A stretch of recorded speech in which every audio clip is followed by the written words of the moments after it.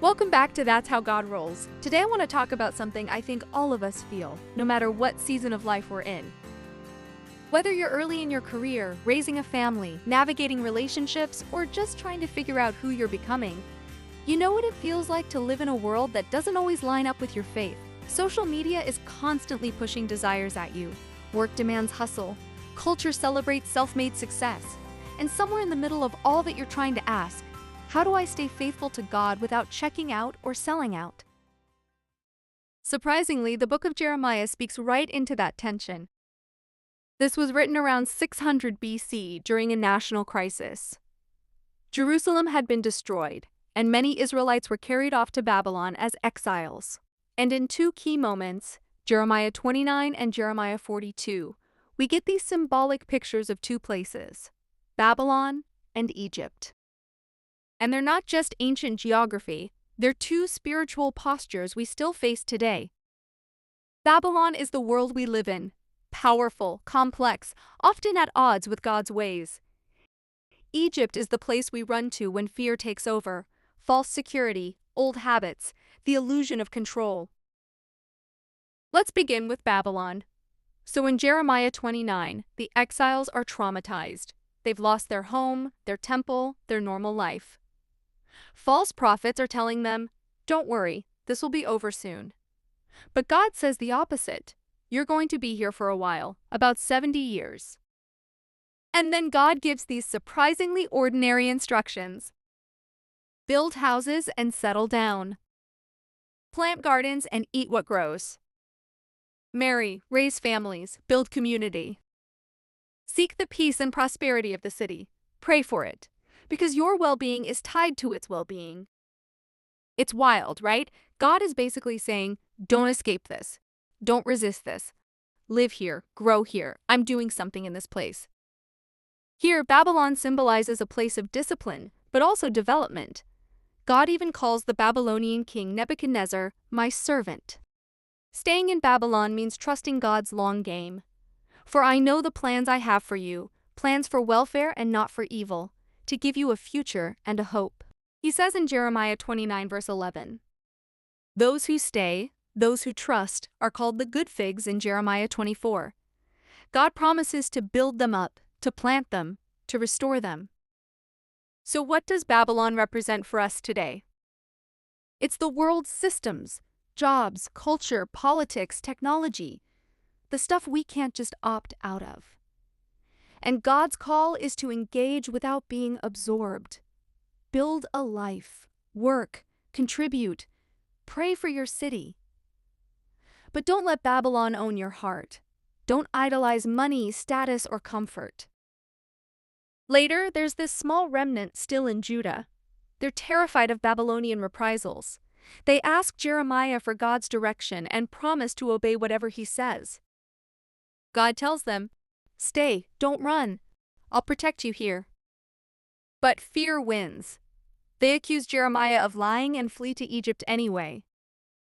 Egypt becomes this symbol of false refuge, a place that looks safe, looks stable, looks comfortable, but spiritually, it's death. It's the place of old securities, old idols, old patterns. It's the place God had already delivered them from. Going back to Egypt is going backward. And honestly, we do the same thing. When life gets hard, we run back to what feels familiar, even if it's unhealthy, even if it's spiritually numbing. So here's the tension. We live in Babylon, and we're tempted by Egypt. We're called to navigate worldly systems, jobs, money, culture, without being conformed to them.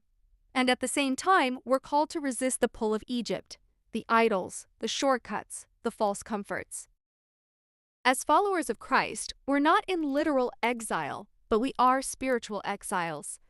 Strangers and sojourners, like 1 Peter 2 verse 11 says.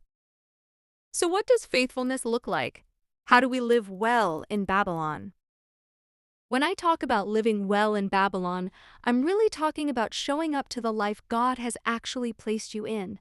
It looks like building a real life, working, forming relationships, being part of a community. It's choosing to seek the good of the place you live and the people you work with. It's using the tools and systems around you, but using them with wisdom. And underneath all of that, it's staying rooted in God instead of chasing cultural approval. It's holding on to hope, even when God's timing feels slow, trusting that His plans are still good. And then there's the other side of it, resisting Egypt. That's the part where we refuse to run from discomfort into whatever feels safe or familiar. It's choosing not to slip back into old habits or old idols when life gets hard. It's refusing to let fear be the thing that makes your decisions for you. And ultimately, it's trusting God right where He has you, even when that place stretches you more than you'd like. Let me make this practical for a minute. I want to walk through 3 areas where this Babylon-Egypt tension shows up in real life: technology, work, and relationships. And I'm not giving you a checklist, I just want to show you how this plays out in the stuff we're all navigating.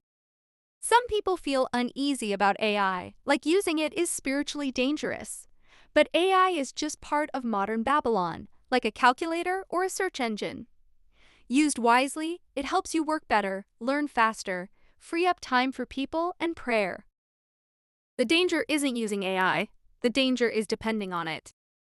When we treat AI like an oracle, something that tells us who we are or what to do, we're not living faithfully in Babylon anymore. We're running to Egypt, looking for control in something that can't save us. Use the tools of Babylon, don't bow to them.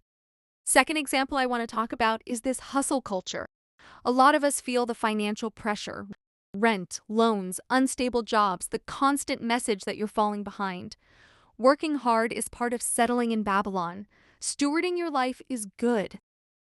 But when fear takes over, hustle culture becomes Egypt, whispering, if you just grind harder, you'll finally be safe.